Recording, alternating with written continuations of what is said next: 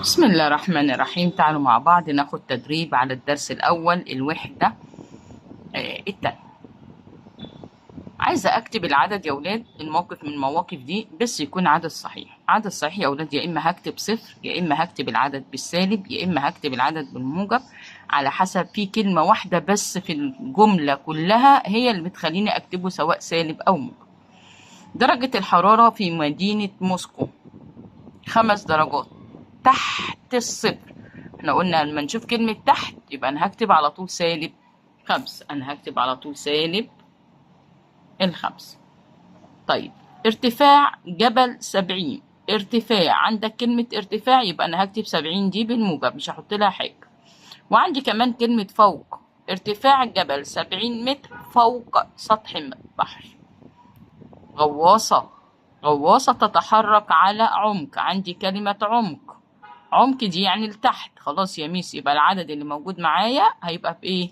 بالسالب. السالب الناحية دي يا ولاد، مش الناحية دي. طيب، خسرت يبقى عندي خسرت، وتحت وتحت العدد على طول ياخد بالسالب. خسرت شركة في البورصة 9 مليارات جنيه. يبقى أنت هتكتب سالب 9 مليار.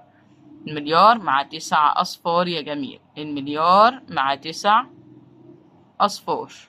كمل كمل كمل ورقة صغننة. خلاص كده. سحب معاذ من رصيده. سحب يبقى سالب 300. ربح تاجر 9000. يبقى احنا هناخد ال 9000 بالموجب زي ما هي اكتبها. تعال نشوف السؤال الجميل اللي زيك بعديه. الله، الجدول. -2 -9 والصفر وال12 والأعداد بتاعتنا. عايز التالي والسابق. التالي والسابق. في السالب يا ولاد احنا بنعكس الإجابات. يعني ال12 اللي بعديها 13. اللي بعديها 13. يبقى أنا هكتب لو هي 12 سالب يبقى العكس بقى. نعكس. يبقى سالب 13 كانت اللي قبله، وسالب 11 هي اللي جاية بعد. طب وسالب 9 كان قبلها مين؟ سالب 10. أيوة يا ميس. واللي جاي بعديها سالب 8. طب والصفر؟ صفر ايه يا ميس؟ بس انا مش فاكر، انت قلت لنا الصفر ماله يا حبيبي؟ الصفر هيبقى مين اللي بعده ومين اللي قبله؟ هيبقى السابق ليه -1 واللي جاي بعده 1. ال12 معروفة 13. لا يا ميس، دي سابق. يبقى اللي قبلها 11 وال13. طب ال8 كان السابق ليها يا ولاد. ال8 اسيبها لك تحلها بقى وتفكر شوية ولا ايه؟ تمام، انا هسيب لك الاتنين دول تحلهم واجب. تعال نشوف السؤال الجميل اللي زيك اللي بعديه، وانا هحل شويه وانت شويه. العدد الصحيح الذي يمثل الموقف مكسب 100 جنيه. يبقى 100 موجب. طب العدد الصحيح الذي يمثل الموقف خساره حطي سالب للعدد. العدد الصحيح التالي -4. التالي -4. مين اللي بعديها؟ بينما العدد الصحيح السابق له مباشرة. اللي جاي بعد -4. أيوة يا ولاد، سالب ايه؟ 3. طب واللي قبله -5. العدد الصحيح المحصور ما بين -2 و4. مين اللي ما بينهم؟ -2 -3 -4. طب يلا نشوف السؤال الجميل اللي جاي ده ونركز فيه. يلا يا شباب، يلا يا شباب، يلا يا شباب. منهج جميل والله ولذيذ جدا يعني. اكتب الأعداد الصحيحة المحصورة بين كل من العددين فيما يلي. ما بين العددين، ما قالكش اكتب العددين معاك، صح كده؟ يا مس. طيب، أنا بحب أعمل في الموضوع ده خط أعداد كبير شوية. وبعدين يا مس بعد ما تعملي خط أعداد كبير شوية تعملي إيه؟ لا مش هعمل حاجة، أنا أعمل خط أعداد حلو زيكم كده، ماشي، واكتب عليه الأعداد وبعدين أطلع أنا بقى يعني براحتي يعني. يلا يا ولاد، ادي 0، ادي 1، 2، 3. دي بتطلع لي، الطريقة دي بتطلع لي اعداد سهلة وبطريقة سهلة يعني. اعمل بس انت الشريط الاول واكتب الاعداد عشان الاعداد ما تتحركش من مكانها. 1 2 3 4 5 6. حط إشارة السالب يا ولاد عشان ده ناحية اليسار أعداد سالبة. تعالى نقرا السؤال بقى. عايز من 5 لسالب 1. احنا ولا بناخد الخمسة ولا بناخد سالب 1. احنا عايزين الأعداد المحصورة اللي ما بينهم. يبقى الأعداد المحصورة ما بين سالب 1 والخمسة يا حبيب ماما 0 1 2 3 4 أهي 0 1 2 3 4. تاني يا جميل، ايه المطلوب من السؤال تاني؟ عايز من 11 لسالب 1 اللي موجود ما بين 11 وسالب 1. طب أنا هكمل الأعداد 6 7 8 9 10 11. خلاص مش هناخد ال11. أيوة يا مس. ومين تاني ناحيتنا؟ سالب 1 برضه. 11 قبليها يلا يبقى 0 1 2 3 4 5 6 7 8 9 10. تاخد ال11 يا مس؟ لا، ما باخدش الأعداد اللي موجودة ما بينهم. سؤال تاني يا جميل. عايزة من سالب 7 لسالب 2. ما بين سالب 7 وما بين سالب 2 عايز الأعداد المحصورة. سالب 7 يا ميس أهي. جميل. سالب 2 أتأكد عشان منساش. هعمل علامة عند سالب 2 وهعمل علامة عند سالب 7 واخد المحصور ما بينهم. تاخد سالب 2؟ لا يا حبيبي خلاص قلت لك لا. يبقى سالب 3 سالب 4 سالب 5 سالب 6. يلا مع بعض. سالب 3 سالب 4 سالب 5 والسالب 6. عشان تجيب الأعداد المحصورة اعمل خط الأعداد، وانت استحالة تغلط في أي رقم. استحالة نغلط. عايزة أكتب الأعداد اللي ناقصة عندي. نمشي كده من عند الصفر ناخد الجزء الموجب الأول. 1 2 3 وال4. يبقى اللي ناقص هنا 2 و3. كمل. 0 سالب 1 سالب 2 سالب 3 سالب 4. تاني 0 تيجي من الصفر لليمين. 1 ناقص هنا 2. الناحية التانية 0 يبقى سالب 1 سالب 3 سالب 4 وسالب 6. سيب لك الباقي واجب. طيب بيقول لي حدد موضع الأعداد الآتية على خط الأعداد. تعالى نعمل خط الأعداد ونشوف. أنا هعمل معاك خط الأعداد عشان نكتب اللي احنا عايزينه وأحل لك مسألتين. أنا هعمل خطين أعداد أهو عشان أسيب لك باقي التمرين تحل انت براحتك وانت قاعد عشان ما اطولش عليك في الفيديو. ادي. وركزوا معايا عشان هنزل اول درس لمنهج تانية اعدادي.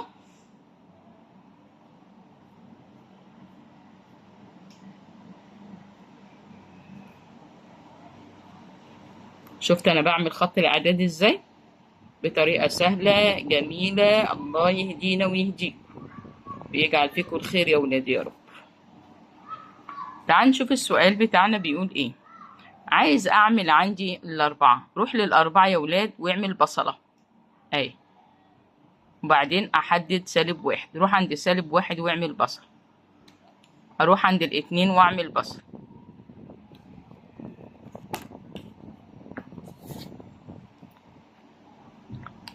اروح عند ال6 واعمل بصل. انا ما عنديش 6 يا ميس انت ما حطيتهاش. ينفع نكملها؟ ينفع طبعا. ده خط اعداد انت اللي عامله وبعدين عندي سالب 4.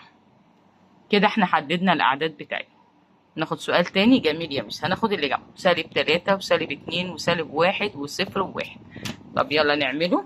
يلا مع بعض نعمل خط الاعداد التاني.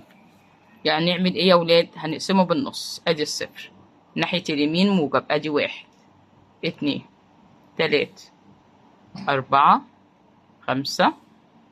كمل عادي 6 وادي 7. طبعا في تاني في كتير. خط الاعداد ده خط مستقيم فبالتالي مفتوح من الجهتين فاحنا عادي عندنا. ادي 1 2 3 4 ادي 5. حطي بقى السالب ما تنساش. انا بقول لك بس ما بنحطش السالب في الاول علشان خاطر العدد يبقى تحت الشرط على طول. اول حاجه قال لي عايز سالب 3. روح على سالب 3 واعمل بصل. وسالب 2 بصل. وسالب 1 بصل. والصفر بصله. والواحد الموجب بتاعنا ادي بصل. شفتي حددناهم ازاي؟ بيقول لك حدد موضع العدد. روح على العدد واعمل عليه راس وبصله من فوق. سهله والله يا حبيبي مفيهاش حاجه. من اجمل الاسئله اللي موجوده عندنا. دي من اجمل الاسئله اللي موجوده عندنا. تعال نشوف السؤال. يوضح الجدول التالي نقطة تجمد بعض السوائل بالدرجة السليزية. لاحظ الجدول ثم أجل. نقطة التجمد: الزيت بيتجمد عند -20، الماء عند الصفر، ماء البحر -2، زيت الفول السوداني 3، عصير البرتقال -6. حدد موضع الأعداد التي تمثل النقاط على خط الأعداد. تعال نعمل خط أعداد جديد خالص ونشوف. خط أعداد جميل زيك كده جديد ونشوف. هنعمل خط الأعداد أهو. الورقة جميلة. قلنا نحط صفر والناحية اليمين، وادي الناحية اليسار. اللي بالسالب بالشمال هو اللي بالسالب ناحية ايدك اللي ما بتاكلش بيها. 3 4 ادي 5، 1 2 3 4 ادي 5 وادي 6. نعمل شرطة يا ولاد عشان هنا ده السالب بتاعنا. ايه المطلوب بقى يا مس؟ مطلوب ان انا احدد النقط بتاعت الجدول بتاعي على خط الاعداد. يعني في -20، انا مش همشي في الجدول لسالب 20، ممكن اعمل نقط كده واكتب -20 واعمل فيها نقط، يعني ما اكملش العدد للاخر. الصفر روح عند الصفر وحط نقط.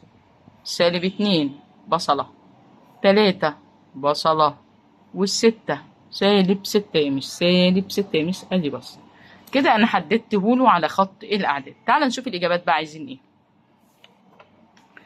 اول سؤال بيقول لي فيه اي سائل لديه اعلى نقطة تجمد. اعلى سائل لنقطة التجمد. مين عندي اعلى سائل لنقطة التجمد بتاعتي؟ مين يا شباب مين؟ اعلى نقطة تجمد زيت الفول السوداني. طب واقل؟ اقل مين يا شباب؟